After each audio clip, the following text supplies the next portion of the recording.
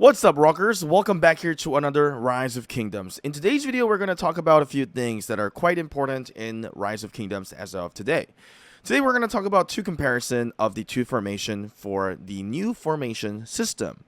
Is the arch formation better than the wedge formation?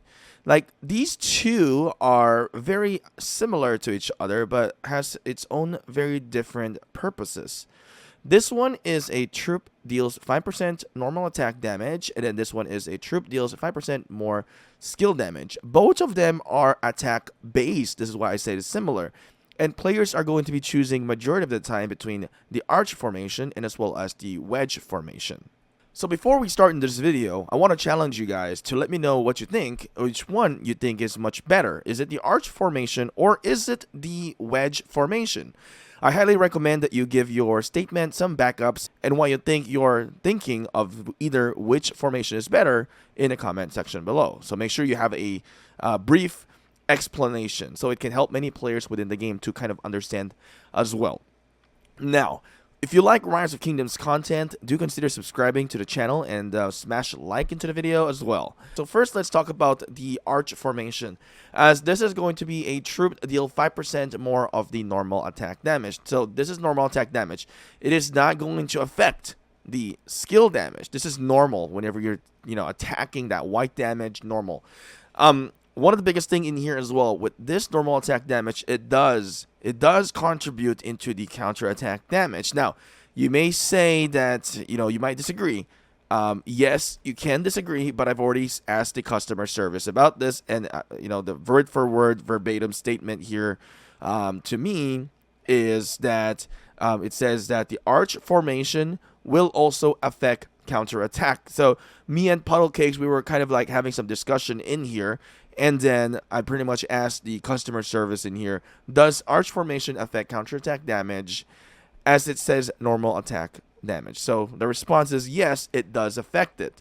Now, Puddle Cakes have a little different opinion how the calculation works, but I don't really care much about the calculation, although with Puddle Cake's statement with the calculation of the counterattack damage, he is saying that, I'm trying to read it off in here.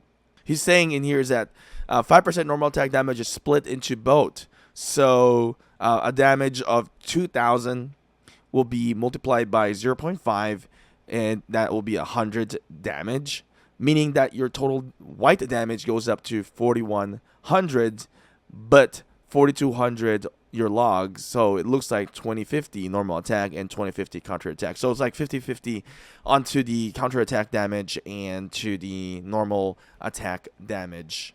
Now with the arch formation, my kind of general statement on this one that I also told Puddle Cakes about the arch formation is that this also can cause lesser severe wounded.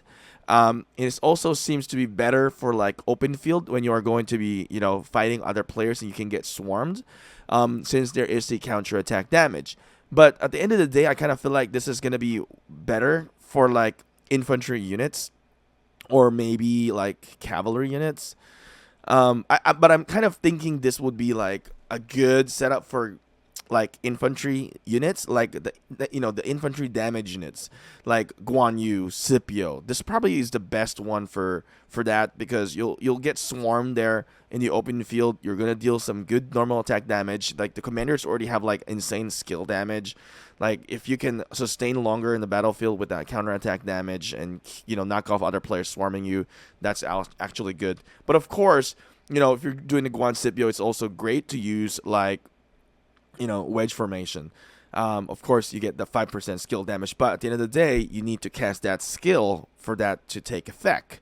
So that's one thing that you need to consider.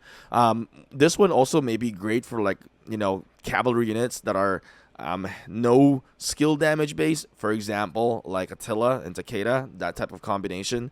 All right, we're going to talk about the other formation and probably in a different videos, because they all have like different of like purposes. But feel free to comment in the comment section below regarding other formation. But for now, we're only talking about the arch formation and as well as the wedge formation. Now, with the wedge formation in here, this is going to be dealing 5% more skill damage. This is good as well. For me as an archer player, I think I will stick with the wedge formation that deals 5% more skill damage. The reason why is, archers do hit hard, but with archers, we really rely onto the skill damage rather than into the normal damage. So I'm going to stick with my archer setup in here with the wedge formation. So if we look into my commander in here with Burica, I've actually been doing some testing in here. We're going to do some testing as well in this video. But I actually have one item right now for the, wedge formation. I don't have many gears yet, but as you can see, I have this. One thing that I want to give you as an advice as well regarding with the armaments, as you're building up, just work on what you have with the formation. Like, for example, with like Guan Yu in here, Guan Yu is using wedge formation because I have gears for, I have the armaments for it. So if you don't have the armaments for it, then you can just switch to, arch formation. As you can see here, this is like infantry 1.6%. The other one is really much better buff from the wedge formation here. So it's giving me defense and attack and all damage bonus. So, not because we say this is better for one, you're not going to be able to use the other one. A lot of things are also like very situational as well. So consider that statement that I'm going to give you guys here today. All right, so let's try this first formation. This is the arch formation. With the arch formation, what I have noticed is that the arch formation does better onto the like severely wounded, probably because of the normal attack and counter attack damage. You are hitting them every single turn. Therefore, it seems to be much better into the open field.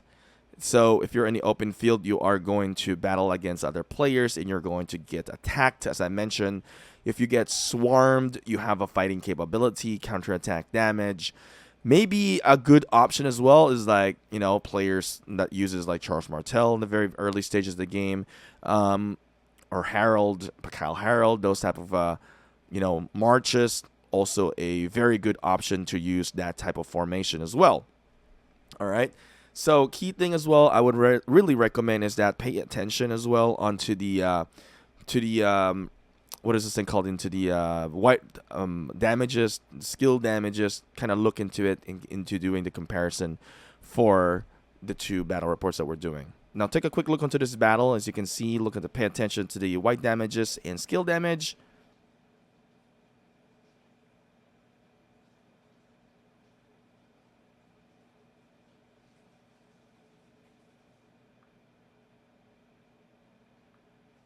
So as you can see with the wedge formation, we have 252, 730 remaining.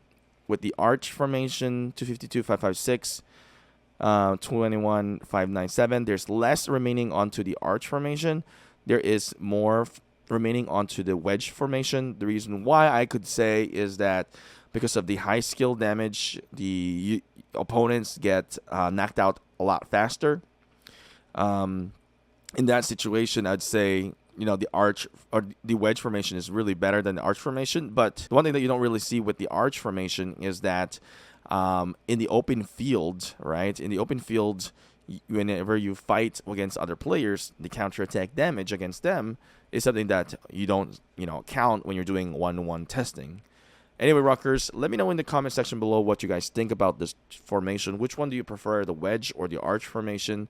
With that being said, thank you guys for watching. I'll look into the comment section below what you guys think. Anyway, I'll see you guys again next time.